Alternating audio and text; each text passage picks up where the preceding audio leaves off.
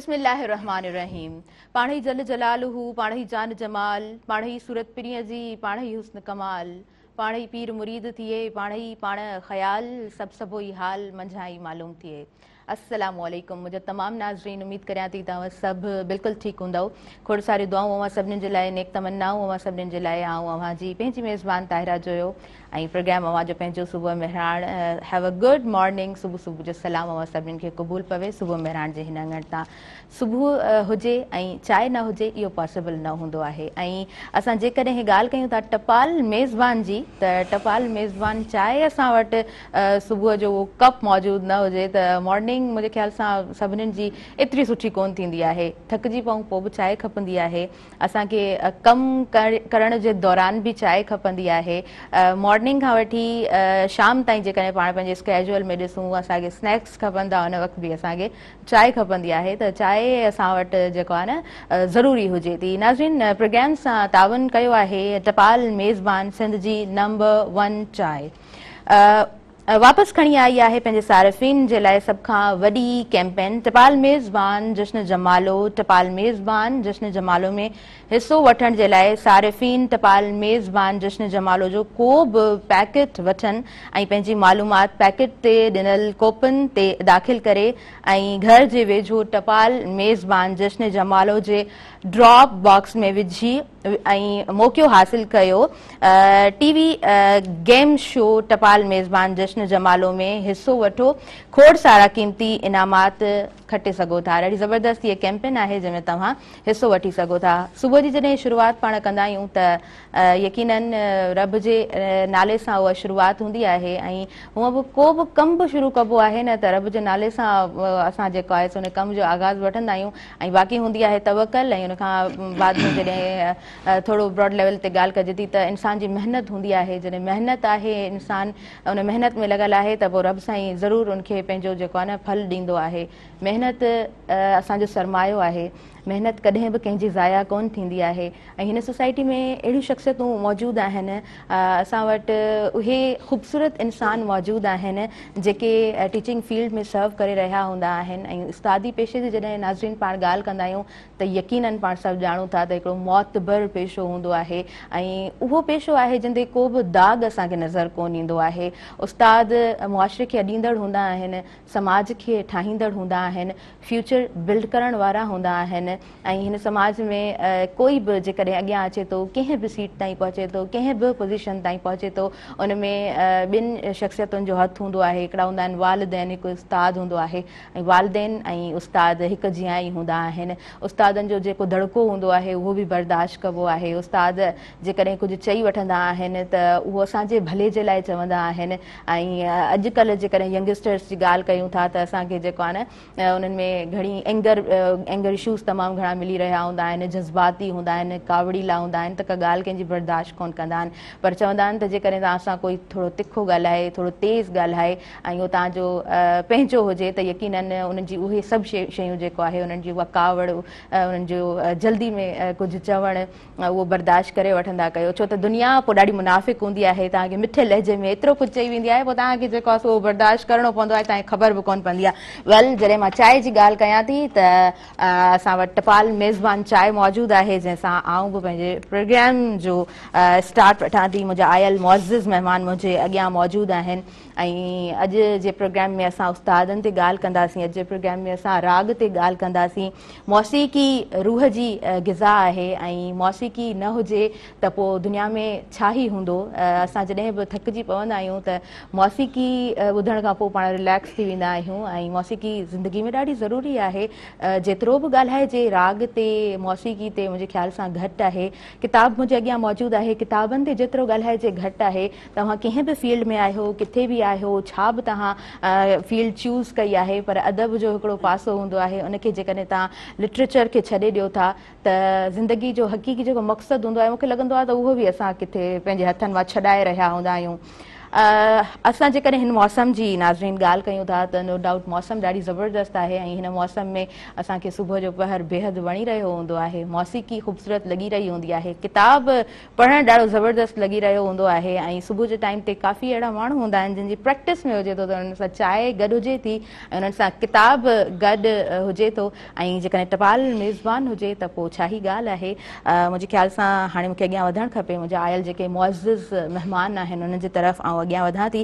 जनाब मूंसां गॾु मौजूदु आहिनि डॉक्टर मोहम्मद नवाज़ तुनियो साहब ऐं उन्हनि जी जेकॾहिं मां इंट्रोडक्शन जी ॻाल्हि कयां थी त उन्हनि जो इंट्रोडक्शन तमामु वॾो आहे ऐं मुंहिंजे ख़्याल सां त जेकॾहिं उन्हनि ते डीपली मां ॻाल्हाईंदसि त मूंखे हिकिड़ो टाइम घुरिजे थो त मां उन्हनि जे इंट्रोडक्शन ते ॻाल्हायां।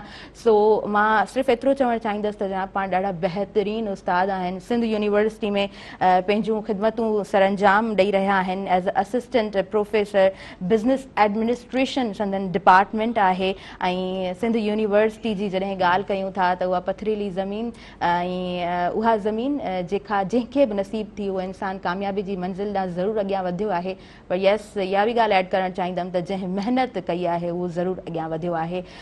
सर्जन PhD कई आहे, एंटरप्रेन्योरशिप संदन फील्ड आहे, पाण किताब बि लिखिया अथऊं ऐं उन्हनि जा रिसर्च आर्टिकल्स जेके आहिनि उहे बि असांजे साम्हूं आहिनि ऐं 30+ आई थिंक तव्हांजा रिसर्च आर्टिकल्स आहिनि। सर जी तमामु घणी महिनत आहे। अॼु जे प्रोग्राम में उन्हनि जी महिनत ते ॻाल्हाईंदासीं, उन्हनि जे कम ते ॻाल्हाईंदासीं, उन्हनि जी फील्ड ते ॻाल्हाईंदासीं, एंटरप्रेन्योरशिप ते ॻाल्हाईंदासीं। अव्हांखे असां भली कार चऊं था सुबुह में। महिरबानी, थैंक यू। अस्सलाम वालेकुम। वालेकुम अस्सलाम। Have a good morning. कीअं आहियो तव्हां? ठीकु आहियो? अल्हम्दुलिल्लाह बिल्कुलु ठीकु। माशाल्लाह जी, माशाल्लाह जी, ज़बरदस्त। अॻियां वधूं था जनाब। उनखां अलावा असां वटि मास्टर लियाकत अली मौजूदु आहिनि ऐं मास्टर मंज़ूर जा पाण शागिर्द आहिनि। मां आयसि पे त स्टूडियो जे ॿाहिरां बि मूंखे हल्को हल्को उन्हनि जे गुनगुनाइण जो आवाज़ु आयो पे। स्टूडियो में जॾहिं अची मां वेठमि त माइक टेस्ट जॾहिं असां कयूं पिया त उन्हनि जो आवाज़ु मूंखे ॾाढो ख़ूबसूरत लॻो ऐं हक़ीक़त में मास्टर मंज़ूर जी यादि अची वई। उन्हनि जो आवाज़ु लॻे पियो त गुनगुनाइजे पियो। अव्हांखे दिलि जी गहराई सां असां भली कार चऊं था। अस्सलाम वालेकुम, हैव अ गुड मॉर्निंग। कीअं आहियो तव्हां? ठीकु आहियो? माशाल्लाह जी, ज़बरदस्त। अॼु अव्हांजो ख़ूबसूरत आवाज़ सां ॿुधंदासीं ऐं ख़ूबसूरत आवाज़ जॾहिं प्रोग्राम में मौजूदु हुजनि त पोइ प्रोग्राम यकीनन बेहद ख़ूबसूरत थी वेंदो आहे। मां हमेशह चवंदी आहियां सर त उस्ताद जॾहिं मौजूदु हुजनि त प्रोग्राम ॾाढो यूज़फुल असांजे तमामु व्यूवर्स ताईं पहुचंदो आहे, छो त उस्ताद उहा शख़्सियत हुजे थी जिन ते जेतिरो ॻाल्हाइजे घटि आहे ऐं पाण सभु ॼाणूं था त उस्तादनि जा हिन वक़्तु मुलाज़िमनि जा तमामु घणा इशूज़ बि आहिनि जिन ते पाण पंहिंजे प्रोग्राम में ॻाल्हाए बि चुका आहियूं ऐं अॼु बि कोशिशि कंदासीं थोरो घणो ज़रूरु न टॉपिक खे छेड़ियूं उन ते बि अॼु ॻाल्हायूं। सर अव्हां खां मां पुछणु चाहींदमि, ॼाणणु चाहींदमि त हिकु उस्ताद जी सुबुह कीअं हूंदी आहे? वॾी महिरबानी। सभ खां त पहिरियों तव्हांजे इन्विटेशन जी ऐं साईं घुराइण जे लाइ ऐं ॻाल्हि ॿोल जे लाइ। उन खां पोइ वरी मां हिकिड़ी शइ थोरी ऐड कंदुमि त सिंध यूनिवर्सिटी जामशोरो मां बिल्कुलु पढ़ियो आहियां, पर जेका हींअर मुंहिंजी सर्विस आहे मां University of Sufis and Modern Sciences Bhitshah में जेको सो कमु करे रहियो आहियां, जेका भिटशाह में मौजूदु आहे। असां as a teacher, as a researcher सुबुह जो आगाज़ असांजो हूंदो आहे जेको आहे सो शागिर्दनि सां। सुबुह जो 9 बजे असांखे क्लास में पहुचणो हूंदो आहे, नौजवाननि सां लेसन प्लान तयारु हूंदो आहे, लेक्चर न्यू टॉपिक ते, न्यू एनर्जी, न्यू स्टूडेंट्स। पोइ ॾाढो पाण खे बि मोटिवेटेड रखिणो हूंदो आहे ऐं प्लस में छो जो असांजे साम्हूं हिकिड़ा स्टूडेंट्स आहिनि जिन खे गाइड करिणो आहे, मोटिवेट करिणो आहे, नॉलेज डिलीवर करणी आहे, त असांखे उहा एनर्जी बि डिलीवर करणी आहे नॉलेज सां गॾु न, त जीअं हुननि में बि उहो हौसलो, उहा हिमत, उहा जुस्तजू, उहा एनर्जी मेंटेन रहे, त जीअं हू सब्जेक्ट में बि इंट्रस्ट वठनि, टीचर में बि इंट्रस्ट वठनि, यूनिवर्सिटी में बि इंट्रस्ट वठनि, त जीअं हुनजी अटेंडेंस बि मेंटेन रहे ऐं यूनिवर्सिटी जो डिसिप्लिन बि मेंटेन रहे। ज़बरदस्त। अच्छा सर, मां थोरो ॼाणणु चाहींदमि, अव्हां पंहिंजी स्टडी जे दौरान दुनिया जा केतिरा ई मुल्क विज़िट करे चुका आहियो, सो कीअं ज़िंदगी जो सफ़र कीअं रहियो आहे? ॾाढो स्ट्रगलिंग फेस रहियो आहे ऐं तमामु दिलचस्प, छो जो जेके लाइफ में स्ट्रगल आहे त इंट्रस्ट बि आहे, ठीकु आहे। ऐं तव्हां जॾहिं मुख़्तलिफ़ फेज़िस मां गुज़रो था, मुख़्तलिफ़ चैलेंजिस खे फेस कयो था ऐं उन खां पोइ तव्हांखे सक्सेस मिले थी, उहा अमेज़िंग फेज़ हूंदो आहे तव्हांजी लाइफ जो। मां जेको आहे सो ऑस्ट्रेलिया वियो हुउमि PhD करणु, उहो ॾाढो बहितरीनु एक्सपीरियंस रहियो। ऑस्ट्रेलिया में स्टडी दौरान यूरोप जे मुख़्तलिफ़ कंट्रीज़ वञण जो इतफ़ाक़ थियो, चांस मिलियो, छो जो उते कॉन्फ्रेंसिस में, वर्कशॉप्स में ऐं ब्लॉक कोर्सिस में असांखे वञणो पवंदो हुयो। ऑस्ट्रेलिया में स्टडी दौरान वरी मूंखे अमेरिका वञण जो चांस मिलियो, जेको आहे सो उते 1 ईयर जी फेलोशिप हुई। उहा हिकिड़ी आउटस्टैंडिंग फेलोशिप हूंदी आहे जेका पर्टिकुलर स्कॉलर्स खे अवॉर्ड थींदी आहे। ऑस्ट्रेलिया जी स्कॉलरशिप आहे। 1 ईयर जे लाइ वरी US वञण जो एक्सपोजर मिलियो। उतां जो हिकिड़ो बहितरीनु प्रोफेसर रॉबर्ट हेशरी, एंटरप्रेन्योरशिप फील्ड जो एक्सपर्ट हुयो, उन सां गॾिजी करे कमु करण जो मौक़ो मिलियो। ऑस्ट्रेलिया में प्रोफेसर दीतर बोगिनहोल्ड मुंहिंजो प्रोफेसर सुपरवाइज़र हुयो, जेको एंटरप्रेन्योरशिप ऐं सेल्फ एम्प्लॉयमेंट जो बहितरीनु रिसर्चर आहे। ज़बरदस्त ज़बरदस्त। ज़िंदगी जो सफ़र यानी हिकिड़ो स्ट्रगलिंग फेज़ ऐं उन्हनि ख़ुशनसीबनि मां आहियो जिन खे उहे मौक़ा बि मिलिया, छो त केतिरा ई नौजवान पाण ॾिसी रहिया हूंदा आहियूं जेके उन जंग में भॼी रहिया हूंदा आहिनि, पर मौक़ा घटि माण्हुनि खे मिलंदा आहिनि। पर ख़ैर ईअं नथा चई सघूं, अॼु जे दौर में तव्हां जेकॾहिं चाहियो था त तव्हांखे मौक़ो यकीनन मिली वञे थो ऐं उन खां पोइ इट्स अप टू यू त तव्हां केतिरो अॻियां वधो था ऐं कीअं सर्व कयो था, वापसि अची करे पंहिंजनि ई माण्हुनि जे विच में रही करे पंहिंजनि ई माण्हुनि जे लाइ कीअं कमु कयो था।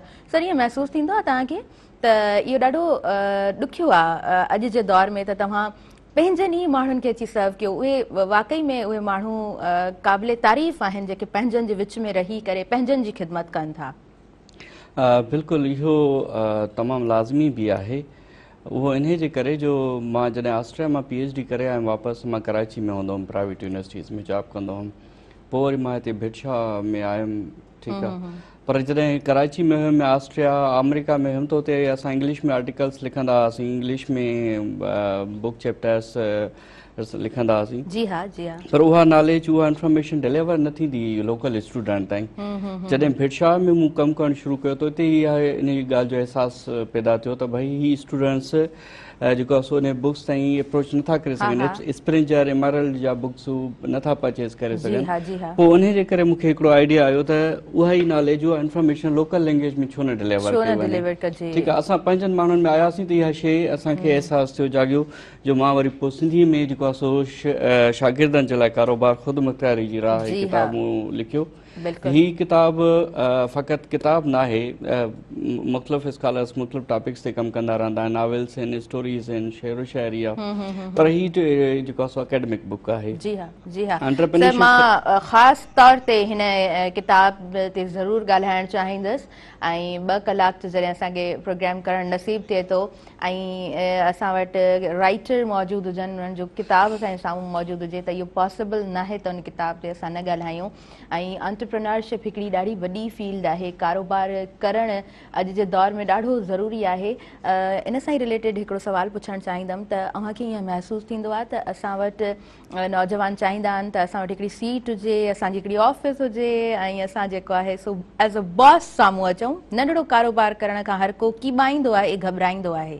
जी, असां वटि एक्चुअली इहो ई माइंड सेट आहे। नौजवान इहो चाहींदा आहिनि, छो जो जॉब ओरिएंटेड माइंड सेट घणो आहे। यूनिवर्सिटी मां असां ग्रेजुएशन करे निकिरूं ऐं जॉब मिले असांखे ऐं ऑफिसर थी वेठा हुजूं, पर जॾहिं जॉब जी ॻाल्हि कयूं था त जॉब में बि इहो हिकिड़ो माइंड सेट आहे त भई असां सेठ लॻा वेठा हुजूं, एयर कंडीशन रूम हुजे, नौकर चाकर हुजनि ऐं दबदबो हुजे, ठीकु आहे, पर उन लेवल ताईं पहुचण में टाइम थो लॻे। इहो नौजवाननि जो हिकिड़ो माइंड सेट चेंज करण जी असांजी ज़रूरत आहे। इन हिते ई वर्कआउट पिया था कयूं त इहा ट्रांसफॉर्मेशन आणण जी ज़रूरत आहे त बिज़नेस ज़ीरो खां स्टार्ट थींदी आहे। बिज़नेस करण जे लाइ कंहिं बि कैपिटल जी ज़रूरत न हूंदी आहे, ठीकु आहे। तव्हांखे इनोवेटिव आइडिया हुजे, मोटिवेशन हुजे, कंसिस्टेंसी हुजे, तव्हां को बि बिज़नेस आइडिया फीज़ेबल बिज़नेस में कन्वर्ट करे चयो वेंदो आहे न त if there is a will there is a way, if there is a will there are multiple dimensional ways. पोइ तव्हांखे कोई हिकिड़ो वे न, पर हज़ारें रस्ता मिली रहिया हूंदा आहिनि,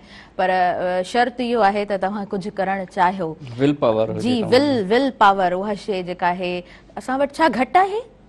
असां वटि विल पावर आहे पर कंसिस्टेंसी न आहे नौजवाननि में, ठीकु आहे। ऐं अॼु जो नौजवान रुॻी शॉर्टकट जे ॻोल्हा में आहे, ठीकु आहे। असां कुझु कयूं, मूं वटि काफ़ी स्टूडेंट्स ईंदा आहिनि, चवंदा आहिनि असांखे कोई अहिड़ो कारोबार ॿुधायो कयूं ऐं ॾींहों रातो राति असां जेको आहे पैसा कमाइण शुरू कयूं, पैसा बि डॉलर्स में कमाइण शुरू कयूं। There is no magical recipe, इहो पॉसिबल न आहे। अच्छा डॉक्टर मोहम्मद नवाज़ तनियो साहब, पाण कंटिन्यू करियूं था ऐं मास्टर लियाकत अली साहब तव्हां खां बि कुझु ॿुधंदासीं, पर वक़्तु थी वियो आहे शॉर्ट कमर्शियल ब्रेक जो, नंढो ब्रेक आहे। अच्छा पहिरीं डायरेक्टर साहब जी रिक्वेस्ट आहे त तव्हां खां असां पहिरीं कुझु ॿुधूं, हुन खां पोइ ब्रेक जी तरफ़ अॻियां वञूं। सो जी तव्हां खां कुझु ॿुधंदासीं, छा ॿुधाईंदव? जी ज़बरदस्त ज़बरदस्त।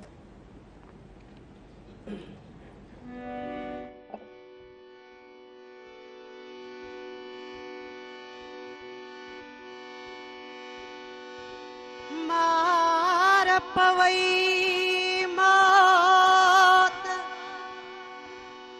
होण मुदाए तो आए,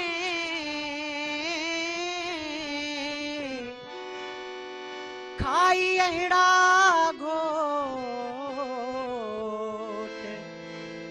मुंदन जंहिंजे मरण जी,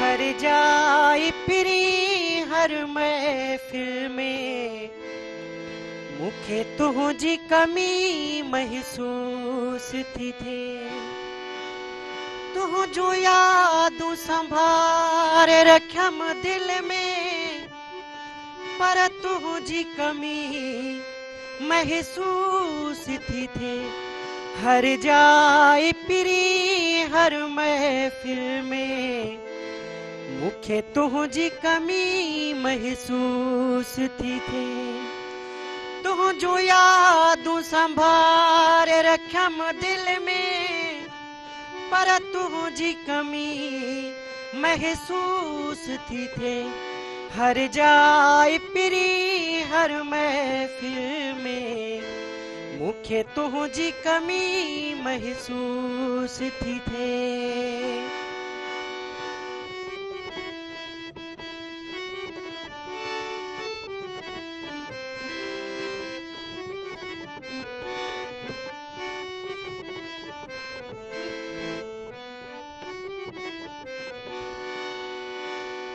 तूं मूंखां आहीं विछड़ी वियो, आ गुलशन सारो उजड़ी वियो, तूं मूंखां आहीं विछड़ी वियो, आ गुलशन सारो उजड़ी वियो, सा खुशबू रही नाहे गुल में मूंखे तुंहिंजी कमी महसूस थी थे, हर जाए पिरी हर महफिल में मूंखे तुंहिंजी कमी महसूस थी थे।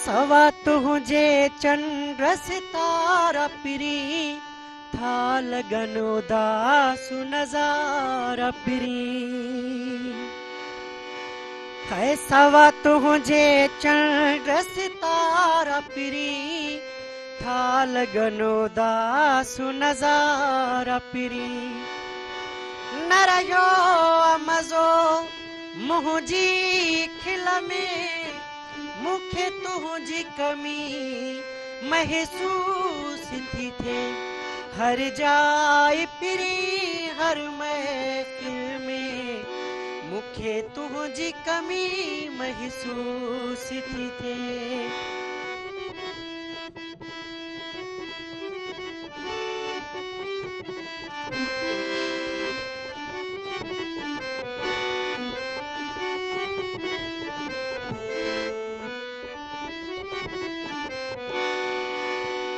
तोखां धार थी रातियूं ॾींहं पिरी मुंहिंजा हितड़े कीअं गुज़रन था ॾींहं पिरी, है तोखां धार थी रातियूं ॾींहं पिरी मुझा किए था गुजरन ॾींहं पिरी ओ मूंखे तुंहिंजो कसम हर पल पल में मूंखे तुंहिंजी कमी महसूस थी थे हर जाए पिरी हर महफिल में मूंखे तुंहिंजी कमी महसूस थी थे तुंहिंजूं यादूं संभाले रखियम दिल में पर तुंहिंजी कमी महसूस थी थे हर जाए पिरी हर महफिल में मूंखे तुंहिंजी कमी महसूस थी थे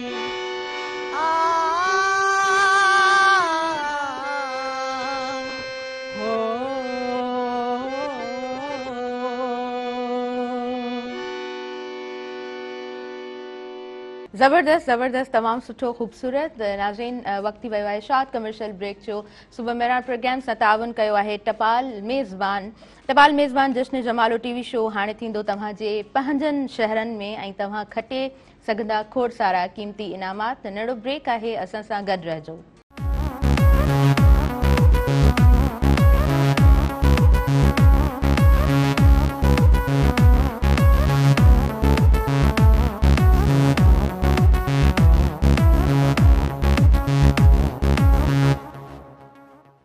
नाज़रीन सभिनी ॾिसंदड़नि खे आउं ॿीहर भलीकार चवां थी आहियां पंहिंजे प्रोग्राम सुबुह मेहरान प्रोग्राम सां भरपूर साथ मौजूदु आहे टपाल मेज़बान सिंधी नंबर 1 चाय वापसि खणी आई आहे पंहिंजे सारिफ़ीन जे लाइ सभ खां वॾी कैंपेन टपाल मेज़बान जश्न जमालो में हिसो वठण जे लाइ सारिफ़ीन टपाल मेज़बान जश्न जमालो जो को बि पैकेट वठनि ऐं पंहिंजी मालूमात पैकेट ते ॾिनल कॉपन ते दाख़िल करे ऐं घर जे वेझो टपाल मेज़बान जश्न जमालो जे ड्रॉप बॉक्स में विझो ऐं मौक़ो हासिल कयो टीवी शो गेम शो टपाल मेज़बान जश्न जमालो में हिस्सो वठी खोड़ सारा कीमती इनाम खटे सघो था नाज़रीन अॻियां वधूं था ज़बरदस्त महिमान मुंहिंजे प्रोग्राम में मौजूदु आहिनि ऐं सदन तालुक़ आहे the University of Sufism and Modern Sciences so yes doctor Mohammad Nawaz तुंजो साहब तव्हांजे किताब ते ॻाल्हाईंदासीं ज़बरदस्त किताब आहे टाइटल ॾाढो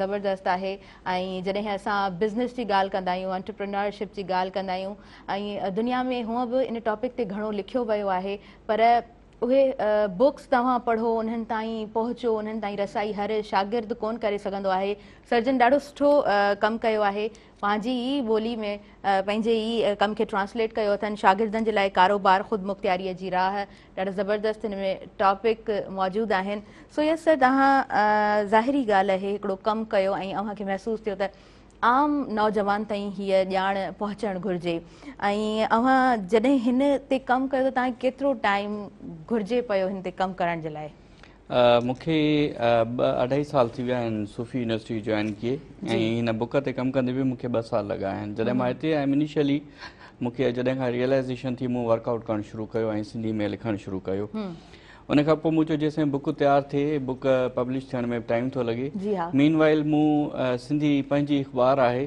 साईं अली काज़ी जी उन में जेको आहे सो हफ़्ते में हिकिड़ो आर्टिकल लिखणु शुरू कयो कारोबारी गुफ़्तगू जे नाले सां हर ट्यूज़डे ते जेको आहे सो उन में आर्टिकल बि लिखंदो आहियां मां ज़बरदस्त ऐं प्लस में मूंखे राइटअप में जेको आहे सो 1.5 साल खनि लॻी वियो आहे हिन बुक खे कंपाइल करण में ऐं राइटअप खां पोइ वरी जेको पब्लिशिंग फेज़ हूंदो आहे उहो साल खनि जो टाइम हूंदो आहे बिल्कुलु ऐं जॾहिं राइटअप कयां पियो मां उन दौरान मां स्टूडेंट्स जी जेको आहे हुनजी मेंटेलिटी हुई हुनजी अंडरस्टैंडिंग लेवल हुई ऐं हुनजी जेका रिक्वायरमेंट हुई उहे सभु शयूं मूंखे नज़र में रखणी पियूं पवनि त भई शागिर्द खे छा थो खपे हुनखे कहिड़ा इशूज़ नॉलेज छो नथी कन्वे थिए ठीकु आहे ऐं बुक जी प्राइस बि रीज़नेबल आहे इज़ीली अवेलेबल बि आहे ऐं मूं सभिनी पंहिंजी यूनिवर्सिटी खे बि काफ़ी बुक्स डोनेट कया आहिनि त जीअं ख़ासि तौर ते जंहिं यूनिवर्सिटी में मां कमु कयां थो उतां जा शागिर्द उतां जो वधि में वधि फ़ाइदो वठी सघनि ऐं मां ऑलवेज़ अवेलेबल बि हूंदो आहियां हिन बुक खां अलावा काफ़ी यूनिवर्सिटी जा शागिर्द कॉन्टेक्ट कंदा आहिनि, उन्हनि खे गाइड कंदा आहियूं, सुपरवाइज़ कंदा आहियूं रिसर्च में, एंटरप्रेन्योरशिप फील्ड में, सही कैरियर ग्रोथ में, ॿाहिरि वञण जे लाइ त हायर स्टडीज़ जे लाइ ॿाहिरि कीअं वञिजे। जी हाँ बिल्कुलु। अच्छा इहो ॾाढो हिकिड़ो वॾो टॉपिक आहे त हायर स्टडीज़ जे लाइ तव्हां ॿाहिरि कीअं वञो, स्कॉलरशिप्स तव्हां कीअं गेन कयो, कीअं तव्हां मौक़ा हासिलु कयो। अॼु जे प्रोग्राम में त इन टॉपिक ते घणो कोन ॻाल्हाए सघंदासीं, पर अपकमिंग डेज़ में मां चाहींदसि त इन टॉपिक ते ख़ासि असां हिकिड़ो प्रोग्राम ज़रूरु कयूं ऐं असां एक्सपर्ट्स खे ई विहारियूं, छो त सर अव्हांखे बि इन ॻाल्हि खे तव्हां बि रियलाइज़ कयो हूंदो त खोड़ सारा नौजवान ट्राई त करे रहिया हूंदा आहिनि, पर किथे मिस्टेक करे रहिया आहिनि, छो उन्हनि खे अपॉर्चुनिटी नथी मिले, इहो हिकिड़ो वॾो इशू आहे। इन ते छा चवणु चाहींदा आहियो? एक्चुअली हुन में इहो आहे त स्टूडेंट खे थोरी मिसगाइडेंस आहे, उन्हनि खे इहो आहे त जेके एजेंट्स वेठा आहिनि उहे उन्हनि खे गाइड करे सघनि था, उन जे थ्रू ॿाहिरि वञी सघनि था। पर अॼुकल्ह टेक्नोलॉजी जो दौरु आहे, इंटरनेट जो दौरु आहे, हर को मोबाइल यूज़ करे थो, एंड्रॉइड मोबाइल आहे, हर सॼी इंफॉर्मेशन मोबाइल ते अवेलेबल आहे। ठीकु आहे, हू मुख़्तलिफ़ यूनिवर्सिटीज़ सर्च करे सघनि था, पाण अप्लाई करे सघनि था। ठीकु आहे, पर उन जे लाइ इहा ई साॻी शइ आहे त थोरी कंसिस्टेंसी हुजे, डिसिप्लिन हुजे ऐं ऑब्जेक्टिव क्लियर हुजे, तव्हांखे कहिड़ी कंट्री अप्लाई करिणो आहे, कहिड़े प्रोग्राम जे लाइ अप्लाई करिणो आहे ऐं इमीडिएटली तव्हांखे सक्सेस नथी मिले, तव्हां हिकिड़ो दफ़ो अप्लाई कयो ऐं तव्हांखे रेस्पॉन्स अचे, तव्हां 10 जॻहियुनि ते एप्लीकेशन्स मोकिलींदो तॾहिं वञी तव्हांखे 2 जॻहियुनि तां रेस्पॉन्स मिलंदो ऐं उन मां हिकिड़ी मां तव्हांखे स्कॉलरशिप अवार्ड मिली सघे थो। सही सही। अच्छा सर अव्हांजी ज़िंदगी जो इहो फेज़ कीअं रहियो आहे? लाइक अव्हां बि जॾहिं स्टूडेंट हुया तव्हां कीअं सोचियो त मूंखे हायर स्टडीज़ जे लाइ अप्लाई करिणो आहे ऐं I have to go for study, ऐं तव्हां जेको आहे पंहिंजी ज़िंदगी में एतिरो यकीनन महिनत वारो उहो फेज़ तव्हां ॾिठो, मां थोरो ॼाणणु चाहींदमि। बिल्कुलु, मां जॾहिं स्टडी कंदो हुयुमि, पढ़ंदो हुयुमि, त मुंहिंजो ब्रदर प्रोफेसर आहे एग्रीकल्चर यूनिवर्सिटी टंडोरिया में, डॉक्टर अहमद नवाज़ तनियो, ही इज़ वेटनरी सर्जन, त he is very excellent researcher and practitioner in the veterinary field. मां हुनखे फॉलो कंदुमि, ॾिसंदो हुउमि रिसर्च कंदो, सॼी राति वेठो हूंदो, कमु कंदो हुयो ऐं मलेशिया वियो जॾहिं PhD करणु, UPM यूनिवर्सिटी पुतरा मलेशिया मां PhD करणु विया, त हुनजी जेका स्ट्रगल हुई मुंहिंजे लाइ लेसन हुयो। I was making my mind के मूंखे बि ॿाहिरि वञिणो आहे, स्ट्रगल करणी आहे। ठीकु आहे, पोइ मां अप्लाई कंदो रहियुमि, इमीडिएटली सक्सेस न मिली, मूंखे 3-4 साल लॻा स्कॉलरशिप अचीव करण में ऐं हिकिड़ी वॾी प्रेस्टिजियस अवार्ड आहे एजुकेशन कमीशन ऑफ पाकिस्तान जी स्कॉलरशिप विन कई मूं। I was only Sindhi student to go to the Austria in that year. Wow, ज़बरदस्त ज़बरदस्त। इहा ॾाढी ख़ुशनसीबी आहे, छो त असांजा सिंधी शागिर्द उन्हनि खे इहे अपॉर्चुनिटीज़ मिलनि ऐं वरी उहे अवेल कनि, इहा हिकिड़ी वॾी ख़ुशनसीबी थिए थी। अच्छा अव्हां इहो महसूसु कयो आहे त गाइडेंस ॾाढी ज़रूरी आहे, तव्हांजो हिकिड़ो मेंटोर हुजणु ॾाढो ज़िंदगी में ज़रूरी आहे। जेकॾहिं तव्हां गाइडेंस न आहे, रोड मैप न आहे, त तव्हां ज़ाहिरी ॻाल्हि आहे पोइ जेको आहे डिस्ट्रैक्ट जल्दी थी वञनि था स्टूडेंट्स। बिल्कुलु लाज़मी आहे। सभ खां पहिरियों जेका बेसिक शइ आहे उहो पर्सनल इंट्रस्ट आहे। ठीकु आहे, पर्सनल इंट्रस्ट खां पोइ तव्हांखे गाइडेंस ओरिएंटेशन हुअणु खपे, ओरिएंटेशन खां पोइ वरी तव्हांखे रिसोर्सिस हुजनि, रिसोर्सिस पाण खे पाण क्रिएट करणा पवंदा आहिनि, केर बि फैसिलिटेट न आहे कंदो, पाण ई तव्हांखे केरु ऑफर न कंदो अंटिल अनलेस तव्हां उहे रिसोर्सिस एक्सप्लॉइट न कयो, यूटिलाइज़ न कयो। त गाइडेंस तव्हांजे लाइ वॾो हिकिड़ो बहितरीनु रोल प्ले थी करे, तव्हांखे कंप्लीट सेट ऑफ इंफॉर्मेशन मिले थो त वाकई उन रिक्वायरमेंट्स छा आहिनि, स्कॉलरशिप लाइ अप्लाई कयूं था या का बिज़नेस स्टार्ट कयूं था त उन जे लाइ असांखे कहिड़ा रिसोर्सिस खपंदा, किथां खां स्टार्ट कयूं, उन में मुख़्तलिफ़ चैलेंजिस अचनि थियूं। ठीकु आहे, उन चैलेंजिस खे कोप अप कीअं करिणो आहे, ठीकु आहे, उन्हनि खे कोप अप करण खां पोइ उन बिज़नेस खे या स्टडी खे मेंटेन कीअं करिणो आहे, मेंटेन करण खां पोइ वरी ग्रो कीअं करिणो आहे। ठीकु आहे, फ़क़ति स्टार्ट करणु काफ़ी न आहे हूंदो, मेंटेन करणु ऐं ग्रो करणु मोस्ट एसेंशियल कंपोनेंट्स हूंदा आहिनि, पार्ट्स हूंदा आहिनि कंहिं बि कामयाबी जा। बिल्कुलु। अच्छा असां जॾहिं शागिर्दनि जे लाइ कारोबार ख़ुदि मुख़्तियारीअ जी राह हिन किताब जी जॾहिं ॻाल्हि करियूं था ऐं किताब स्क्रीन ते यकीनन ॾेखारियो बि वञे पियो तमामु स्टूडेंट्स जे लाइ जेके कारोबार करणु चाहिनि था, ऐं 27 बाब हिन में मौजूदु आहिनि, डिफरेंट टॉपिक्स आहिनि। आई न्यू इट त समराइज़ करणु थोरो हार्ड हुजे थो, पर मां चाहींदसि त हिन बुक खे जेकॾहिं समराइज़ करे तव्हां हिन बुक जे बारे में ॿुधाईंदो त कीअं ॿुधाईंदा?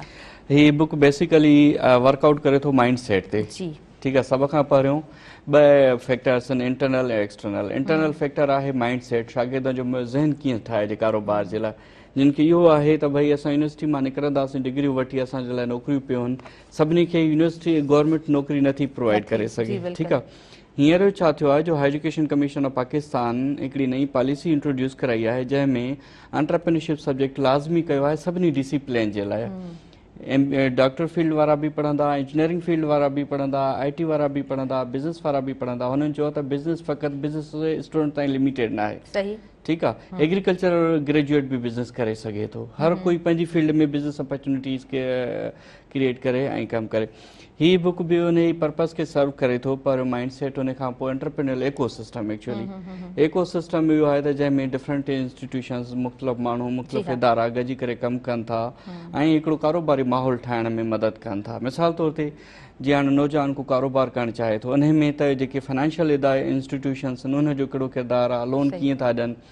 अॼुकल्ह असां वटि पाकिस्तान में छा आहे जो जेके बैंक्स वग़ैरह लोन ॾियनि थियूं उन जूं टर्म्स एंड कंडीशन्स ऐं रिक्वायरमेंट्स एतिरियूं ॾुखियूं आहिनि जो नंढिड़ो आम स्टूडेंट अफोर्ड नथो करे सघे उहे रिक्वायरमेंट्स। उन्हनि खे फ्लैक्सिबल करणी ज़रूरत आहे त जीअं हिकिड़ो कारोबारी माहौल क्रिएट थिए। उन खां पोइ जेकॾहिं को कारोबार करे थो ॻोठ में या कंहिं ॿहिराड़ी में, उतां जा सिक्योरिटी वारा हालात माहौल ॾाढा अनसिक्योर आहिनि। उते थोरो सिक्योर माहौल क्रिएट कयो वञे त जो आराम सां करे सघनि, स्ट्रीट क्राइम्स लॻा पिया आहिनि उन्हनि ते कंट्रोल कयो वञे त जो पंहिंजो कारोबार करे सघनि। इहो छा इहे सभु इकोसिस्टम डेवलप था कनि हिकिड़ो कारोबार जो। बिल्कुलु ज़बरदस्त ज़बरदस्त ऐं ॾाढो ज़बरदस्त टॉपिक ऐं तव्हांजो कमु नो डाउट ॾाढो ख़ूबसूरत कमु आहे ऐं द वे यू एक्सप्लेन ॾाढो ख़ूबसूरत अंदाज़ में तव्हां एक्सप्लेन करे रहिया आहियो ऐं आसानी सां मुंहिंजे ख़्याल सां हर स्टूडेंट खे उहा शइ सम्झ में बि ईंदी रही हूंदी। जी मास्टर लियाकत अली साहब, तव्हां खां ज़रूरु मां ॼाणणु चाहींदमि छो त तव्हां मास्टर मंज़ूर जा शागिर्द रहिया आहियो, तव्हां पंहिंजे उस्ताद खे कीअं ॾिठो पंहिंजी ज़िंदगी में? उस्ताद खे 2003 में शागिर्द थियो उस्ताद जो फर्स्ट मुलाक़ात जॾहिं बसि ईअं महसूसु थिए पियो त अॼु मां पंहिंजे उस्ताद खे कीअं ॾिसी सघां। मुंहिंजी मोहबत आहे उस्ताद सां ऐं रहंदी मोहबत मुंहिंजी। बिल्कुलु बिल्कुलु। पोइ दिलि मुंहिंजी घबराईंदी हुई त उस्ताद खे मां ॾिसी ऐं पाण बर्दाश्त करे सघां, उनजी गुफ़्तगू ॿुधी सघां, उन सां मिलां, उन सां पहिरें कीअं मां उन सां मिलां, उन सां हाल वाल करे सघंदुसि या न करे सघंदुसि या शायदि मां ॾिसंदे ॾिसंदे उनखे रहिजी वेंदुसि ॾिसण में ई। पोइ इहे हसरतूं हूंदियूं। पोइ उस्ताद सां मिलियासीं, पोइ उस्ताद खे ॿुधंदा बि हुयासीं साम्हूं ऐं पोइ उस्ताद बि असांखे वरी ॿुधंदो हुयो। हुनजी दुआ आहे। ज़बरदस्त ज़बरदस्त। अच्छा, तव्हां पंहिंजे उस्ताद खे तबियतनि कीअं ॾिठो? तबियतनि तमामु बहितरीनु, सुठी तबियत जो मालिक। ज़बरदस्त बहितरीन। तव्हांजी छा सिलेक्शन आहे, वधीक तव्हां छा ॿुधाईंदव?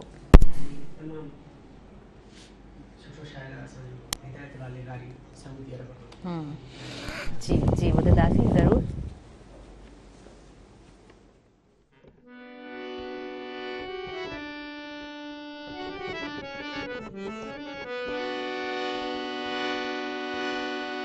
सदके वञाए ॾिसंदो आहीं प्यार सां, सदके वञाए ॾिसंदो आहीं प्यार सां, मुंहिंजी दिलि बि लॻी वई आहे तो दिलदार सां, है मुंहिंजी दिलि बि लॻी वई आहे तो दिलदार सां, सदके वञाए ॾिसंदो आहीं प्यार सां, है सदके वञाए ॾिसंदो आहीं प्यार सां, मुंहिंजी दिलि बि लॻी वई आहे तो दिलदार सां, है मुंहिंजी दिलि बि लॻी वई आहे तो दिलदार सां।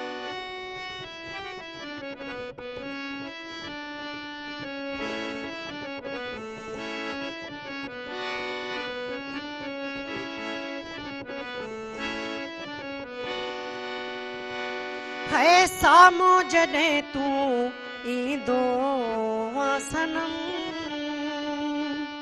विसरी वेंदा आहिनि मूंखां दुनिया जा ग़म, है साम्हूं जॾहिं तूं ईंदो आ सनम, विसरी वेंदा आहिनि मूंखां दुनिया जा ग़म, हिकु तूं आहीं प्यारो मुंहिंजे साह जो सहारो, ॾाढो ठही थो हीरन वारे हार सां, है ॾाढो ठही थो हीरन वारे हार सां, मुझी दिल भी लगी वैया तो दिलदार सां है मुझी दिल भी लगी वैया तो दिलदार सां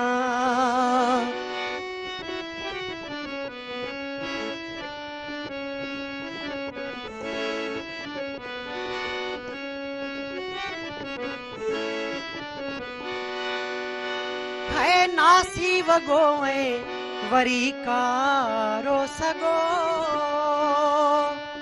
मुझो डिठो त धक्को दिल में लगो है नासी वगो वरी कारो सगो मुझो डिठो त धक्को दिल में लगो सोहणन में ज़ोर आई दिलियन जो चोर आई हुस्न में ज़ोर आई दिलियन जो चोर आई वाह जो फसाई मुखे अखिन जी जार सां है वाह जो फसाई मुखे अखिन जी जार सां वो मुझी दिल भी लगी वैया तो दिलदार सां है मुझी दिल भी लगी वैया तो दिलदार सां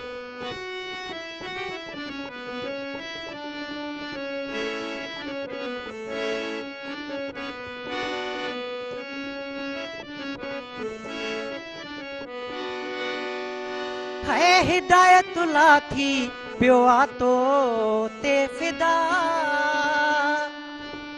तो में पयल वाले गारी जो सा है हिदायत लाथी पियो तो ते फिदा तो में पयल वाले गारी जो सा मुझी तू जिंदगियां मुझी तू हर खुशियां मुझी तू जिंदगियां मुझी तू हर खुशियां मन लगो मुझो बस तो मन ठार सा है मन लगो मुझो बस तो मन ठार सा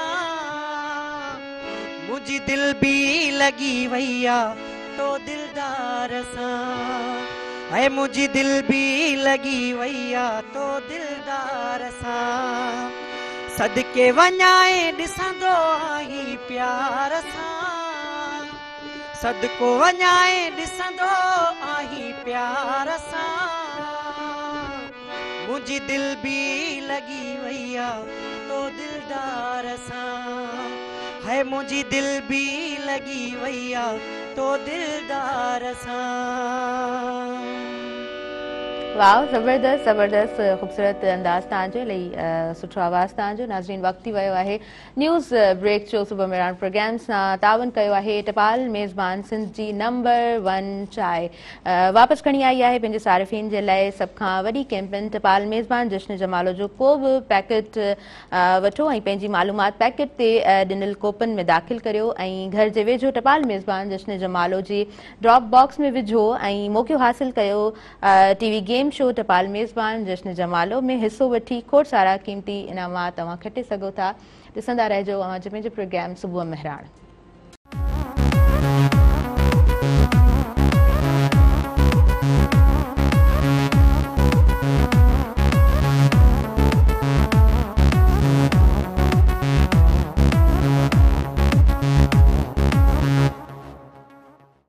व्यूवर्स सभिनी ॾिसंदड़नि खे ॿीहर वेलकम चवां थी पंहिंजे प्रोग्राम सुबुह मेहरान में न्यूज़ ब्रेक खां पोइ असां वापसि अची चुका आहियूं सुबुह मेहरान प्रोग्राम में भरपूर साथ मौजूदु आहे टपाल मेज़बान सिंध जी नंबर 1 चांहि वापसि खणी आई आहे पंहिंजे सारिफ़ीन जे लाइ सभ खां वॾी कैंपेन टपाल मेज़बान जश्न जमालो जो को बि पैकेट वठो ऐं पंहिंजे मालूमात पैकेट ते ॾिनल कोपन ते दाख़िल करियो ऐं घर जे वेझो टपाल मेज़बान जश्न जमालो जे ड्रॉप बॉक्स में विझो ऐं मौक़ो हासिल कयो टीवी गेम शो टपाल मेज़बान जश्न जमालो में हिस्सो वठो ऐं खोड़ सारा क़ीमती इनामात हासिल कयो ऐं हिकिड़ो ज़बरदस्त चांस आहे, तव्हां ट्राई करे सघो था।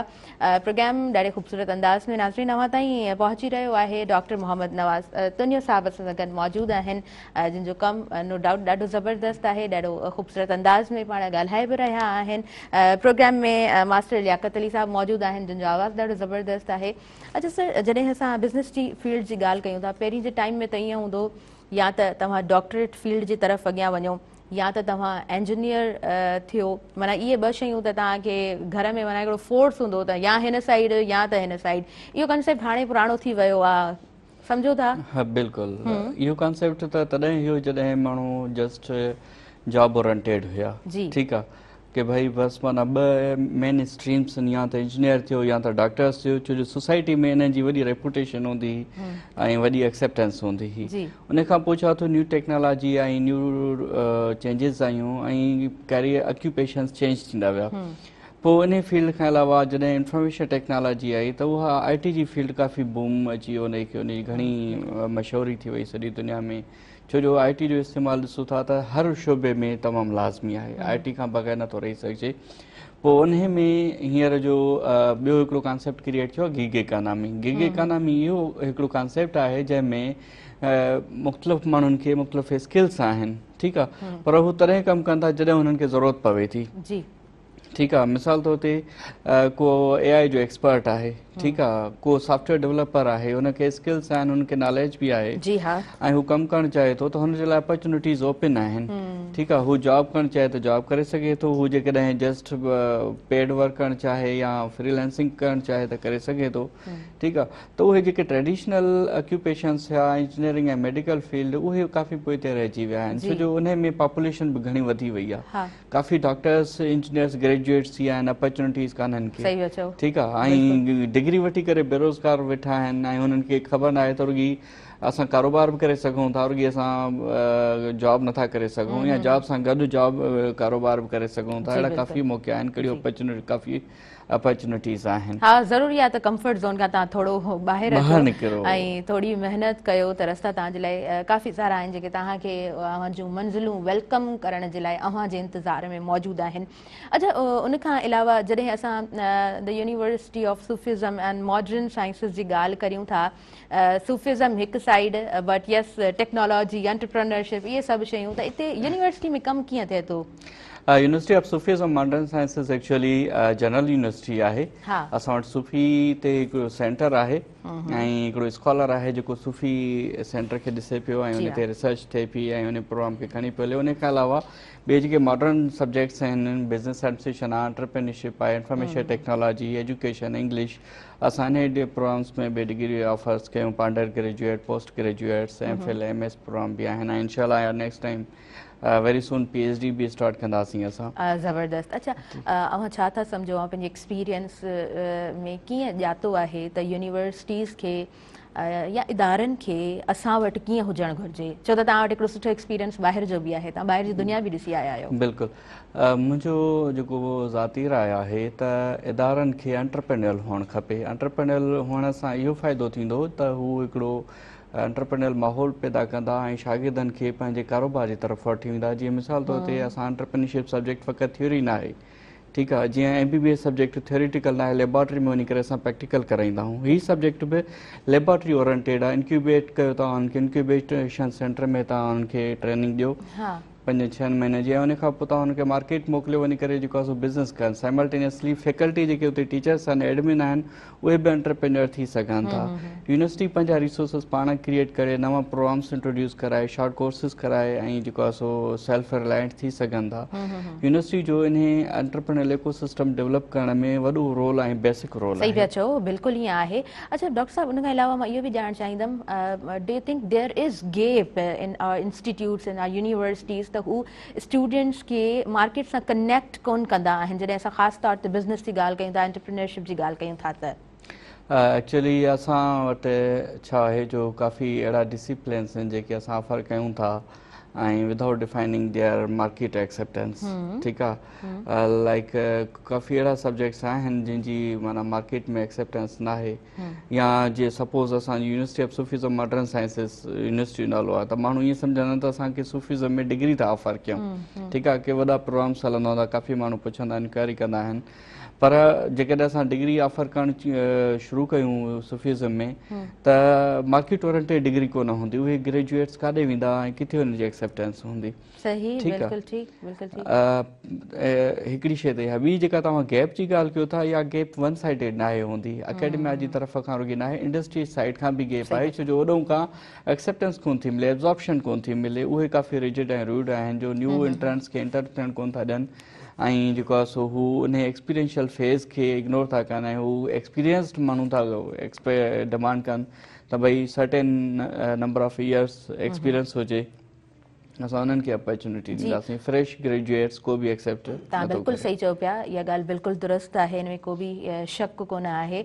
But what is the solution? असां जेकॾहिं हिन जो सोल्यूशन कढूं था त तव्हां छा सम्झो था त कहिड़ा कहिड़ा असां वटि सोल्यूशन्स मौजूदु आहिनि? इन जो सोल्यूशन इहो थी सघे थो त हर यूनिवर्सिटी में हिकिड़ी कंपोनेंट हूंदो आहे ओरिक। जी हा, जी ठीकु आहे, ओरिक वाइब्रेंट थिए ऐं उहो हिकिड़ो मीडिएटर रोल प्ले करे सघे थी इंडस्ट्री ऐं एकेडमिया जी साइड में, जंहिंमें ॿिन्ही खे सेम पेज ते खणी अचे, कोलाबोरेशन्स डेवलप करे, जंहिंमें new opportunity short opportunities create थियनि, जंहिंमें न्यू स्टूडेंट्स स्टडी दौरान इंडस्ट्री सेक्टर में वञनि ऐं वञी करे कुझु प्रैक्टिकल एक्सपोजर वठी अचनि, पंहिंजूं स्किल्स डेवलप करे अचनि, ऐं इंडस्ट्री जा माण्हू अकेडमिया में अचनि, अची करे ट्रेनिंग्स असांखे ॾियनि, मार्केट बेस्ड इंडस्ट्री बेस्ड असांखे ओरिएंटेशन ॾियनि त इंडस्ट्री डिमांड छा आहे, उन मां सिखनि, असां टीचर्स बि उन्हनि मां सिखूं। ज़बरदस्त, ॾाढे ख़ूबसूरत अंदाज़ में तव्हां सोल्यूशन्स बि ॿुधाया आहिनि, छो त मसइलो त हर कोई डिस्कस कंदो आहे, बट असां पंहिंजे बिहाव ते छा सोल्यूशन ॾिसी रहिया आहियूं उन शइ खे बि ज़रूरु डिस्कस करणु खपे। असां अव्हांजी तरफ़ अॻियां वधंदासीं। मास्टर लियाकत अली साहब, छा ॿुधाईंदव वधीक? पीर कंबर जी शायरी आहे। जी जी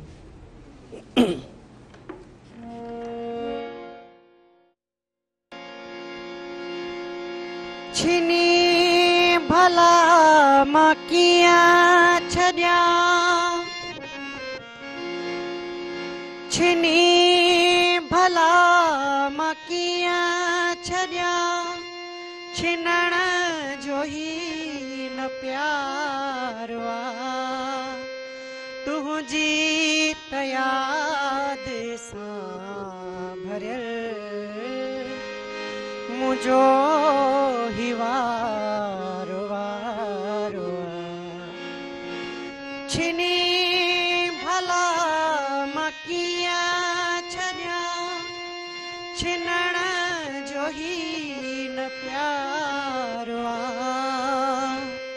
तुंहिंजी त याद सां भरियल मुंहिंजो ही वारो वारो, छिनी भला मां कीअं छॾिया।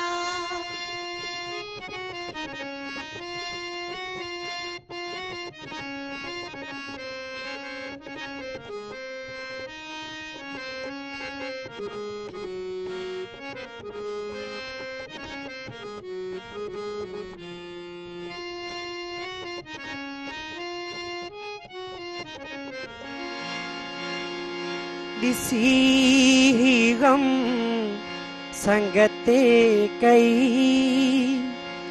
मुजाम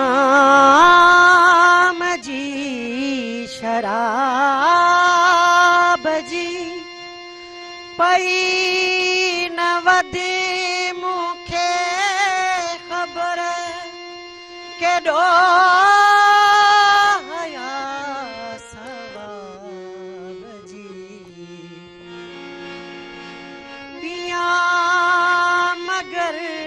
अखियुनि में ही पिया, मगर अखियुनि में ही तुंहिंजो ई खुमार आ, तुंहिंजी त याद सां भरियल मुंहिंजो ही वारो वारो आ, छिनी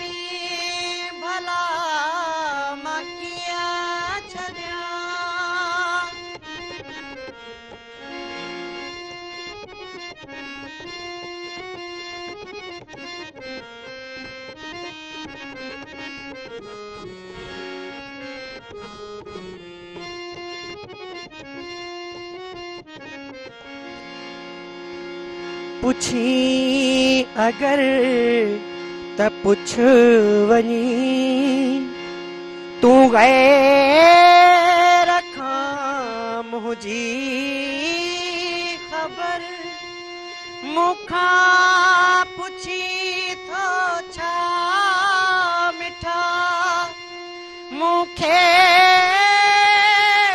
न आप जी खबर मुखे तरात दी होरगो मुखे तरात दी होरगो ही तू जो इंतजार वा तुझी तयाद सां भरियल मुझो ही वार वार छिनी भला मां कीअं छॾियां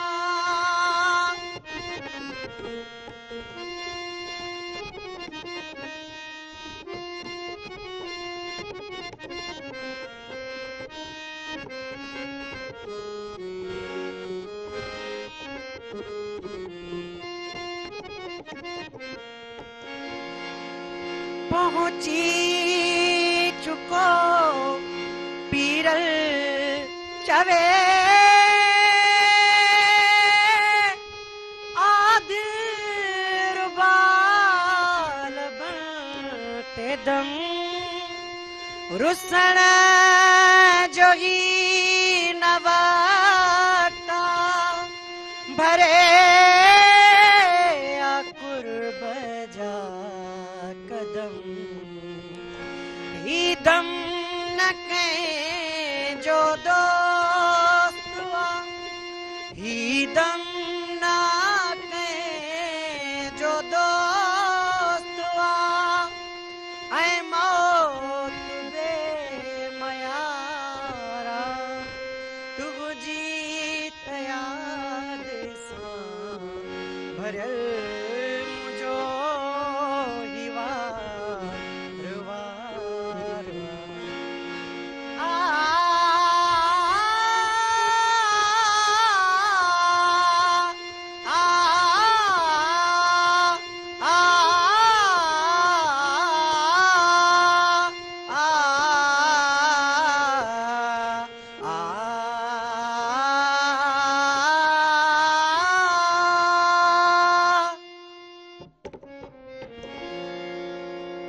ज़बरदस्त ज़बरदस्त तमामु सुठो तमामु बहितरीन अव्हांजी तरफ़ सां अॻियां वधंदासीं अव्हां यूनिवर्सिटी खे पंहिंजे स्टूडेंट टाइम में कीअं ॾिठो असांजे लाइ त हिकिड़ी ओरिएंटेशन सेंटर हुयो रहनुमाई हुई गाइडेंस हुई ठीकु आहे छो जो यूनिवर्सिटी में सभ खां पहिरियों तव्हांखे जेको इम्पैक्ट पवंदो आहे उहो टीचर्स जो पवंदो आहे लेकिन सुठो टीचर तव्हांखे मिले त तव्हांजी क़िस्मत ठही वेंदी आहे ऐं असां मां शुक्रगुज़ार आहियां पंहिंजे टीचर्स जो सिंध यूनिवर्सिटी में सर सिराज जमाल सिद्दीकी हुआ ऐं मेहरा यूनिवर्सिटी में असांखे पीर इरफान शाह राशिदी टीचर्स जहिड़ा टीचर्स मिलिया ऑस्ट्रिया में प्रोफेसर दीतर बोगिनहोल्ट जहिड़ा टीचर्स मिलिया उन्हनि जी रहनुमाई उन्हनि जी गाइडेंस ऐं उन्हनि जी जेका अचीवमेंट्स हुयूं उहे असांजे लाइ जेका सो लेसन्स ऑफ लर्निंग हुया असां उन्हनि खे ॾिसी करे रोल मॉडल ठाहियो ऐं उन्हनि जे सब्जेक्ट्स में इंट्रस्ट वरितो उन्हनि खां सिखियो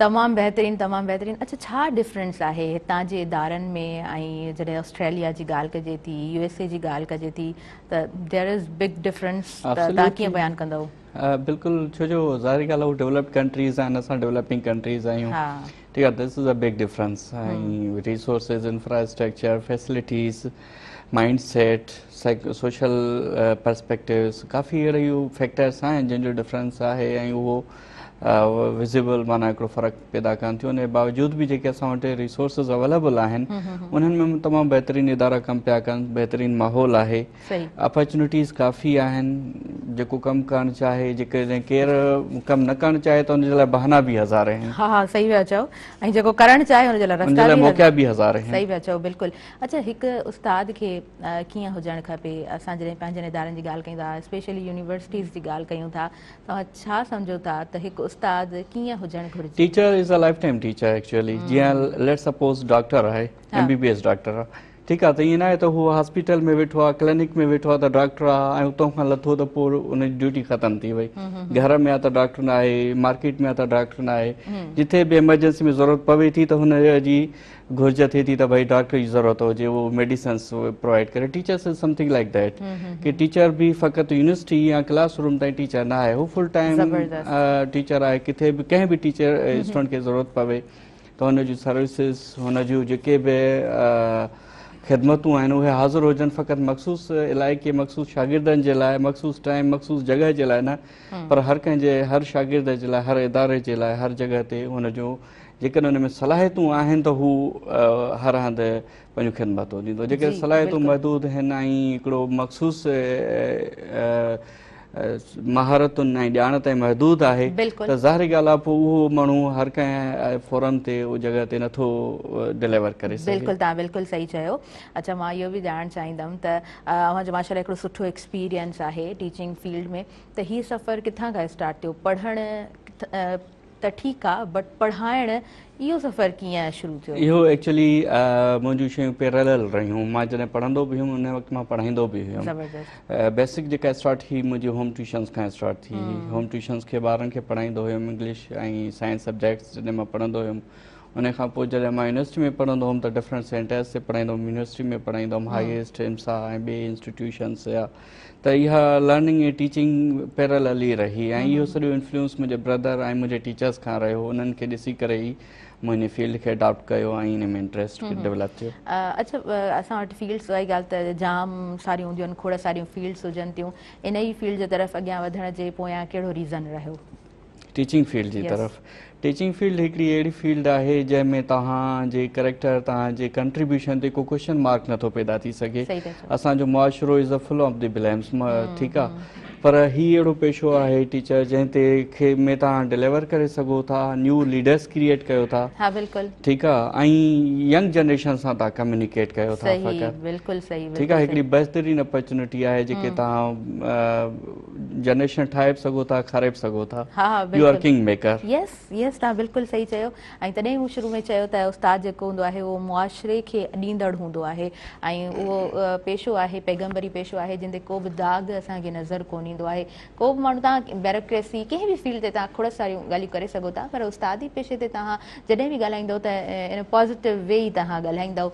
वक़्तु वियो आहे शॉर्ट कमर्शियल ब्रेक जो. नाज़रीन, प्रोग्राम में साथ मौजूदु आहे टपाल मेज़बान जो. टपाल मेज़बान जश्न जमालो TV शो हाणे थींदो तव्हांजे पंहिंजनि शहरनि में, ऐं तव्हां कटे सघंदा खोड़ सारा क़ीमती इनामात. ॾिसंदा रहिजो सुबुह महराण.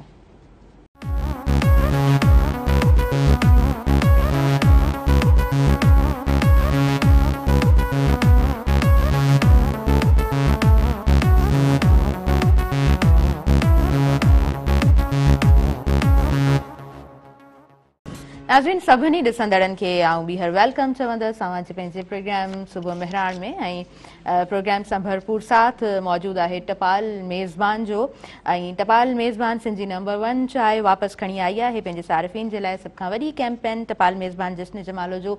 को बि पैकेट वठो ऐं पंहिंजी मालूमात पैकेट ते ॾिनल कोपन में दाख़िल करियो ऐं घर जे वेझो टपाल मेज़बान जश्न जमालो जे ड्रॉप बॉक्स में विझो ऐं मौक़ियो हासिल कयो. TV गेम शो टपाल मेज़बान जश्न जमालो में हिसो वठो ऐं खोड़ सारा इनामात हासिल करियो. तव्हांजी तरफ़ अॻियां वधंदमि. ऐं एज़ अ ट्रेनर तव्हांजो ॾाढो सुठो कमु आहे. डेवलपमेंट सेक्टर ते जॾहिं असां नज़र विझूं था त असांखे खोड़ सारा सुठा ट्रेनर्स मिली रहिया हूंदा आहिनि, ऐं उन्हनि जी ट्रेनिंग्स जे दौरान केतिरा ई इंडिविजुअल्स जेको आहे उहे पंहिंजी ज़िंदगी खे पिणु ख़ूबसूरत बणाईंदा आहिनि. उन्हनि मां अव्हांजो बि हिकु नालो आहे ऐं ॾाढो बहितरीनु तव्हांजो कमु आहे. ॾाढा सुठा तव्हां ट्रेनर आहियो. सो यस, असां जॾहिं बिज़नेस जी ॻाल्हि कयूं था, औरतुनि ते केतिरो कमु थींदो आहे उन्हनि जी ट्रेनिंग्स ते, मां तव्हां खां ॼाणणु चाहींदमि. फीमेल ते, औरतुनि ते काफ़ी असांजो कमु थियल आहे मुंहिंजो, ख़ासि तौर ते बिज़नेस डेवलपमेंट ते. छो जो असां वटि जॉब अपॉर्चुनिटीज़ लिमिटेड आहिनि. ख़ासि तौर ते जॾहिं असां फीमेल जा ॻाल्हायूं था त असां ॾाढा चूज़ी हूंदा आहियूं त भई फीमेल जे लाइ फ़क़ति एजुकेशन फील्ड आहे, छो जो घर जे वेझो हुजे, टीचर हुजे ऐं लेस कम्युनिकेटिंग आहे मार्केट सां. ठीकु आहे, त पर इन Safe and कंडीशंस में हींअर असां नियाणियुनि खे पढ़ायूं बि था ऐं जॉब बि न करणु ॾियूं, हा ठीकु आहे, पोइ इन सिचुएशन में इन प्रेशर में कारोबार करणु बहितरीनु हिकिड़ो अपॉर्चुनिटी आहे। हींअर बिज़नेस इंटरनेट जो दौरु आहे, इंफॉर्मेशन टेक्नोलॉजी जो दौरु आहे, जी हा त इन में काफ़ी मूं ट्रेनिंग्स करायूं आहिनि, काफ़ी कंसल्टेंसीज़ ॾिनियूं आहिनि। Woman chamber of commerce Hyderabad आहे, हुन सां गॾिजी करे ट्रेनिंग्स करायूं जेके होम बेस्ड फीमेल्स आहिनि, त उहे डिफरेंट बिज़नेस कनि थियूं, डिफरेंट प्रोडक्ट्स क्रिएट कनि थियूं, उन्हनि खे कीअं मार्केटाइज़ कजे, उन्हनि खे कीअं प्रमोट कजे, कहिड़ा टूल्स टेक्निक्स यूज़ कजनि, कीअं जेको आहे सो मार्केट ताईं रसाई हासिलु कजे, ठीकु आहे। इन्हनि शयुनि जी हुननि खे घटि ॼाण हूंदी आहे, पोइ उन में असां वञी करे प्रैक्टिकली उन्हनि खे गाइड कंदा आहियूं, ओरिएंटेशन ॾींदा आहियूं त कहिड़ी तरह सां हू पंहिंजे बिज़नेस खे प्रमोट करे सघनि था, ग्रो करे सघनि था। जी अदी शायदि असां काफ़ी सारा प्रोग्राम्स ते करे चुकी आहियां ऐं उन्हनि जो अञा त स्टार्टिंग फेज़ हुयो, हींअर त माशाल्लाह उन्हनि जो कमु ॾाढो सुठो हले पियो ऐं ज़रूरी आहे त औरतूं घर में जॾहिं मौजूदु आहिनि, तव्हांखे ॿी कोई अपॉर्चुनिटी न आहे, ॿियो को रस्तो न आहे, त घर में वेही करे तव्हां कीअं बिज़नेस कयो ऐं इन जी ॼाण हासिलु करणु ॾाढो ज़रूरी आहे। अच्छा, असां जॾहिं रिसर्च जी ॻाल्हि कयूं था, नो डाउट ॾाढी हिकिड़ी वॾी फील्ड आहे, ॾाढो हिकिड़ो वॾो कमु आहे, मेथोडोलॉजीज़ छा आहिनि रिसर्च करण जे लाइ? रिसर्च में जेको आहे सो काफ़ी मूं आर्टिकल्स पब्लिश कया आहिनि, हुन में मुंहिंजी एक्सपर्टीज़ रही है क्वालिटेटिव मेथड्स से। असां पाकिस्तान में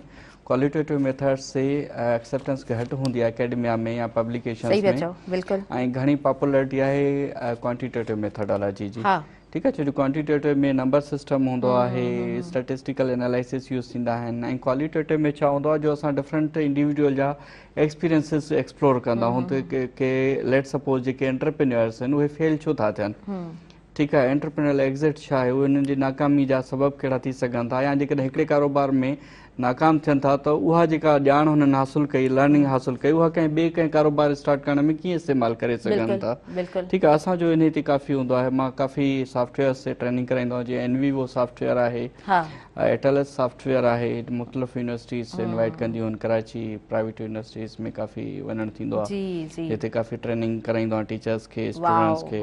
ज़बरदस्त ज़बरदस्त, तव्हांजो हिकिड़ो त प्रोफाइल बि ॾाढो माशाल्लाह वॾो आहे, सुठो कमु आहे। कीअं मैनेज कंदा आहियो, छो त टाइम मैनेज करणु ॾाढो हिकिड़ो वॾो टास्क आहे, ऐं as assistant professor the University of Sufism and Modern sciences, उते तव्हांजो हिकिड़ो पर्टिकुलर टाइम तव्हां उते ॾियो था, ऐं स्टूडेंट्स सां इंटरेक्शन में रहो था, ऐं पोइ वरी ही तमामु कमु कीअं मैनेज कंदा आहियो, वरी मथां लिखणु ॾाढो ॾुखियो हिकिड़ो कमु आहे। Actually this is all he सॼो कुझु कंट्रीब्यूशन जे बारे में आहे, ठीकु आहे।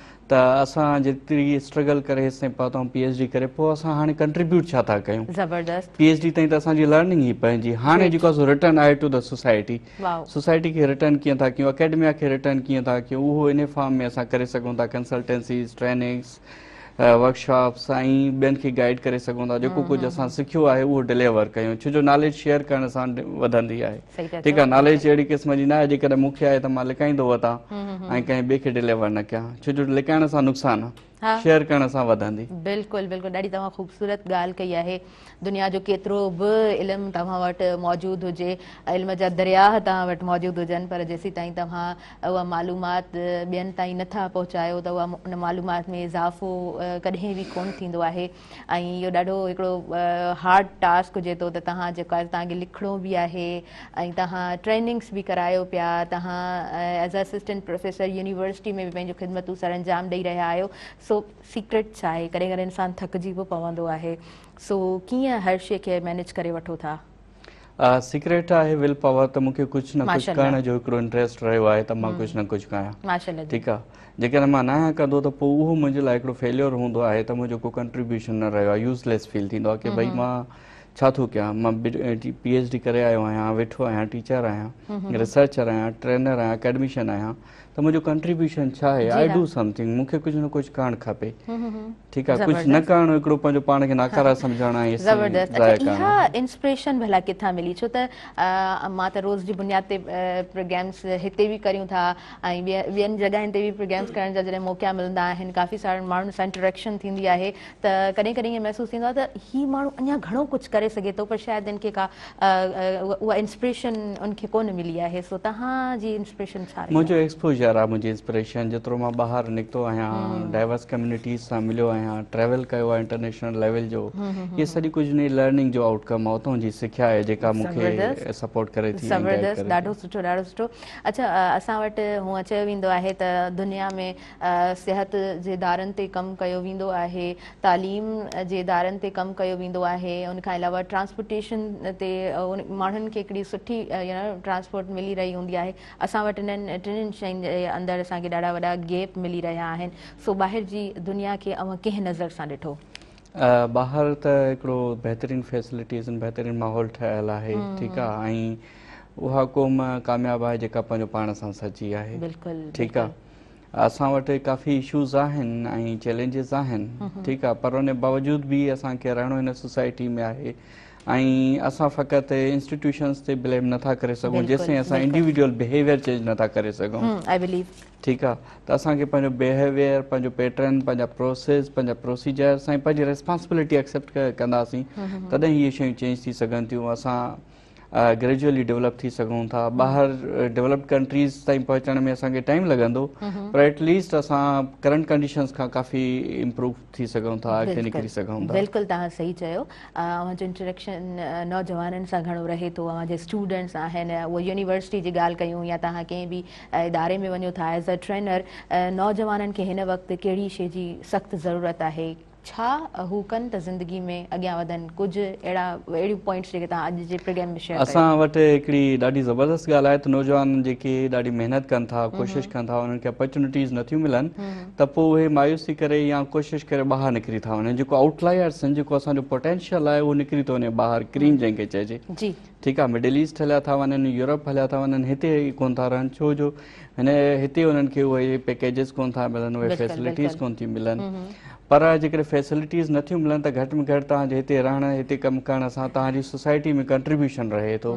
इहा अपॉर्चुनिटी मूंखे बि हुई त मां यूरोप मां PhD करे आयुमि ऐं मां यूरोप में ई वापसि हलियो वञा। मां हिते छो वेठो आहियां, कराची छॾे मां बिरशाह में वेठो आहियां ऐं मुंहिंजो इहो ई इरादो आहे त जेको आहे सो जेके ॿाहिराड़िया ॿार आहिनि, अदड़ियूं अचनि थियूं, फीमेल स्टूडेंट्स अचनि थियूं, उन्हनि खे छो न क्वालिटी एजुकेशन ॾियूं। क्वालिटी एजुकेशन इदारा तॾहिं प्रोवाइड कंदा जॾहिं उन्हनि वटि कॉम्पिटेंट टीचर्स हूंदा आहिनि, बहितरीनु टीचर्स हूंदा त क्वालिटी एजुकेशन डिलीवर थींदी ऐं उहे असां ई आहियूं जेके उते डिलीवर करे सघूं था। तमामु बहितरीनु, तमामु बहितरीनु तव्हां ॻाल्हि कई आहे। ऐं असां थोरो प्रोग्राम में मौसीक़ी जी तरफ़ बि अॻियां वेंदासीं। तव्हां खां बि ॼाणणु चाहींदासीं त अव्हांजी इंस्पिरेशन छा रही कंहिंखे ॾिसी? छो त उस्ताद त तव्हांजा ॾाढा ख़ूबसूरत आहिनि, पर घर जो माहौल कीअं रहियो, कीअं मौसीक़ी जी तरफ़ तव्हां अॻियां वधिया? जी बसि मौसीक़ी जी तरफ़ पहिरियां ई उस्ताद ॾे हलिया आयासीं। उस्ताद खां शागिर्दी जो जॾहिं हथु वरितो जी, उन खां पोइ उस्ताद मूंखां पुछो त तव्हांजा अलहमदुलिल्लाह वालिद साहिबु अमर तव्हांजा हयात आहिनि? मुंहिंजो जी उस्ताद। पोइ मूंखे चई त तव्हां अवल उन्हनि खां इजाज़त वठो जी, पोइ तव्हांखे। ज़बरदस्त, ज़बरदस्त, ॾाढो सुठो। असां अव्हां खां बि मां ॼाणणु चाहींदमि त अम्मा ऐं बाबा सां वक़्तु कीअं गुज़रंदो आहे? मुंहिंजी बाबा साईं नंढ बचपन में वफ़ात करे विया। मुंहिंजी अमड़ जो बि इंतकाल थियो आहे हींअर इहो 2 साल थिया कोविड जी सिचुएशन में थी। उन जूं दुआऊं आहिनि, उन जो ख़्वाबु हुयो, उन जी जुस्तजू हुई। She was my first teacher, उन जी रहनुमाई हुई जेको कुझु मां ज़बरदस्त, बहितरीनु। रब साईं उन्हनि खे जन्नतुल फिरदौस में आला मक़ाम अता फरमाए। नाज़रीन, असां तव्हां खां मोकिलाईंदासीं, यकीनन मोकिलाइण जो वक़्तु अची वियो आहे, पर पहिरियां गीत ॿुधंदासीं तव्हां खां। तव्हां छा ॿुधाईंदव? मुंहिंजो उस्ताद जो तमामु सुठो गीत आहे जी, वो तव्हांखे ॿुधायां थो जी।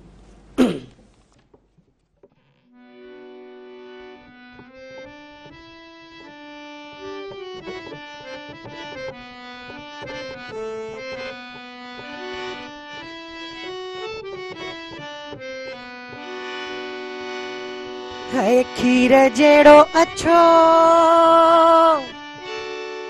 खीर जेड़ो अच्छो, चंद्र जहिड़ी सुहवारो।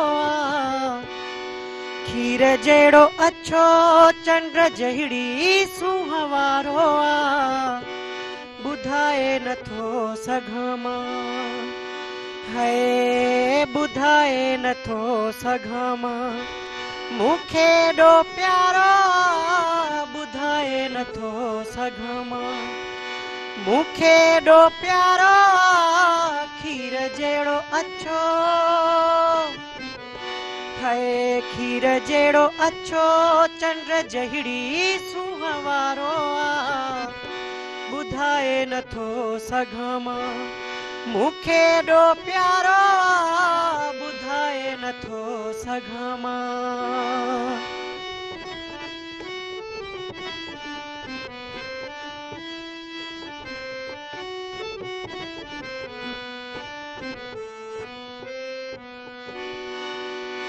जंहिंजा ज़ुल्फ रेशमी जंहिंजा नेण कातिल जंहिंजे नक में फुली तंहिंसां दिल आ फाथल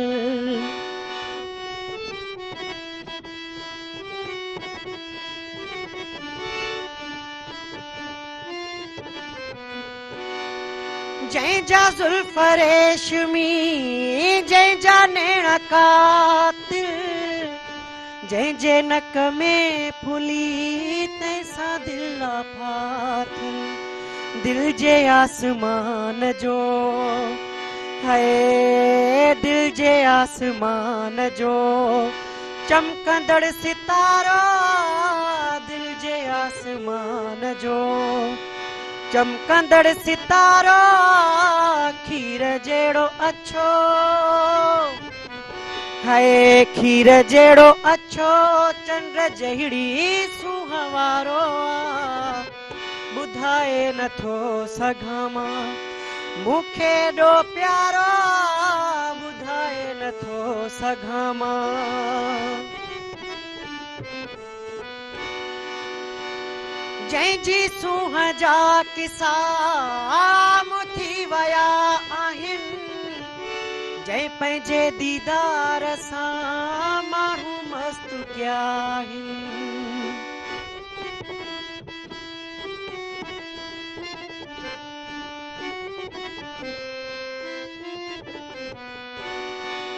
जंहिंजी सूंहं जा किसा मुथी विया आहिनि जंहिं पंहिंजे दीदार सां माण्हू मस्तु कया आहिनि जंहिंजे चप जे मथां है जंहिंजे चप जे मथां तिरबी कारो कारो जंहिंजे चप जे मथां तिरबी कारो कारो खीर जहिड़ो अछो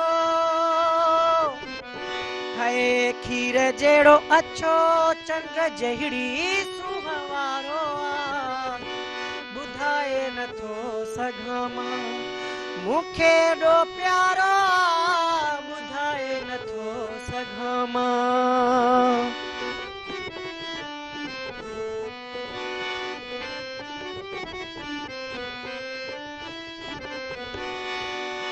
मुंहिंजी जान ॻोठ में मुंहिंजो प्यार ॻोठ में मोर संजराणी सहूदी मुंहिंजो यार ॻोठ में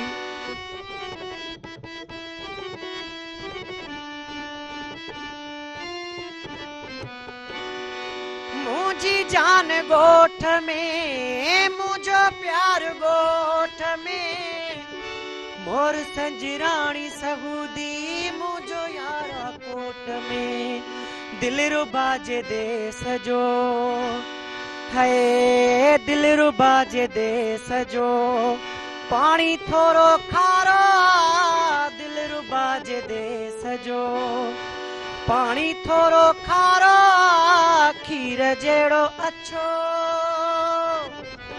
है खीर जहिड़ो अछो चंड जहिड़ी सूंहं वारो आ ॿुधाए नथो सघां मां मूंखे एॾो प्यारो ॿुधाए नथो सघां मां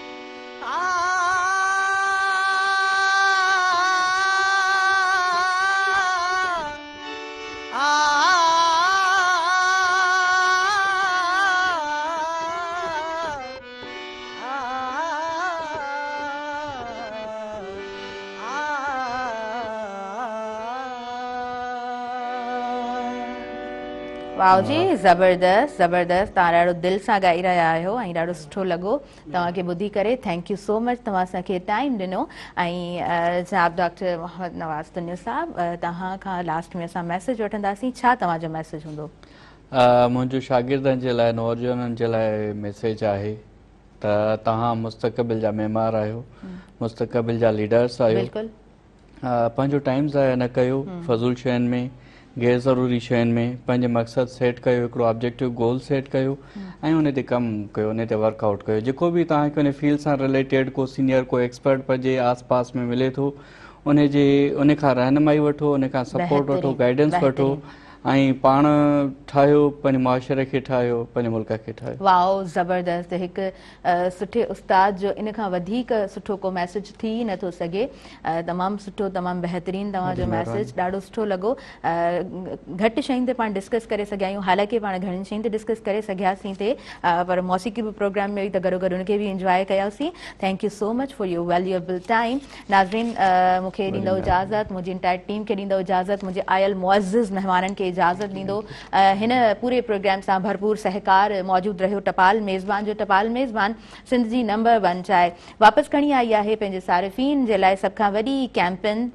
टपाल मेज़बान जश्न जमालो जो को बि पैकेट वठो ऐं पंहिंजी मालूमात पैकेट ते ॾिनल कोपन में दाख़िल कयो ऐं घर जे वेझो टपाल मेज़बान जश्न जमालो जे ड्रॉप बॉक्स में विझो ऐं मौक़ो हासिल कयो टीवी गेम शो टपाल मेज़बान जश्न जमालो में हिसो वठो ऐं खोड़ सारा क़ीमती इनामात अहीं खटे सघो था। मूंखे पंहिंजी दुआउनि में यादि कजो। इंशाअल्लाह सुभाणे पाण सभु गॾु आहियूं। अल्लाह निगहबान।